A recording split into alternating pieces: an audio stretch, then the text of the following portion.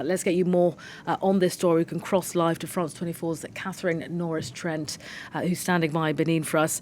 Catherine, before we talk about that meeting tomorrow, tell us more about this statement released by President Bazoum's party saying that his conditions that he's living in are not good.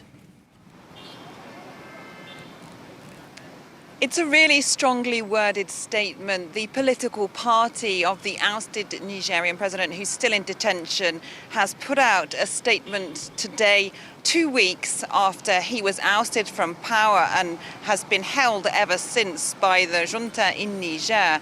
Well, they have described his conditions in very strong terms indeed. In their statement, they're calling on the international community to act to help Mohamed Bazoum and his family and to, quote, avoid the worst. They say he's had no electricity for a week, no water for a week, that has been cut off to the part of the presidential palace where they are being held under lock and key, and that they haven't had any fresh food recently either, and neither has he been allowed to see his doctor. Now, we don't have details exactly about the health condition of Mohamed Bazoum, but they're calling for a mobilization across Niger in towns and cities across the country. Now, it remains to be seen whether, of course, that will materialize. The big demonstrations we've seen in Niger in recent days have been seemingly in support of the junta. Crowds of thousands of people, chanting pro-junta slogans, pro-Russia slogans.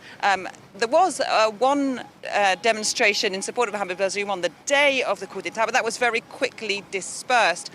Since then, the news that we've had of him has been thin on the ground. He apparently wrote an opinion piece, which was published in the Washington Post, describing himself as a hostage. And now we've had this statement from his political party, again calling for help for the ousted president and his family.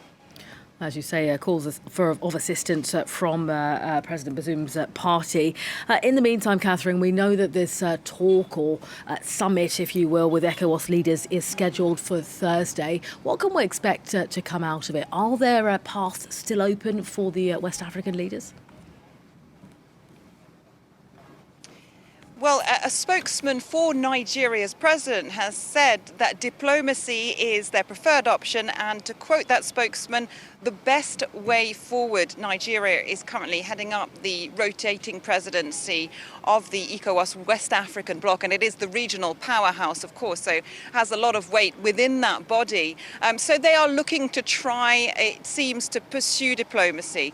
If not, they have made it clear that they will keep the military intervention option on the table, but it seems that there could be a lot more talks before that happens, perhaps new rounds of sanctions introduced. We'll have to wait and see what concrete measures come out of Thursday's summit in Abuja of ECOWAS heads of state to see if they decide anything decisive. We can perhaps expect some more strongly worded statements about how they won't tolerate another coup d'etat in this area of the world. But in terms of action, well, it'll be very interesting to see the exact wording of that, because the idea of military intervention here has, well, provoked a lot of controversy. Many people in the region would fear such an eventuality, that it could spiral out of control, and would be unwilling to see the armies of their countries go and fight in a neighbouring country. So it's a very, very sensitive issue indeed.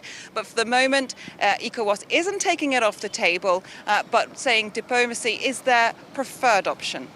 Right, on that note of diplomacy, Catherine in Benin for us. Thank you.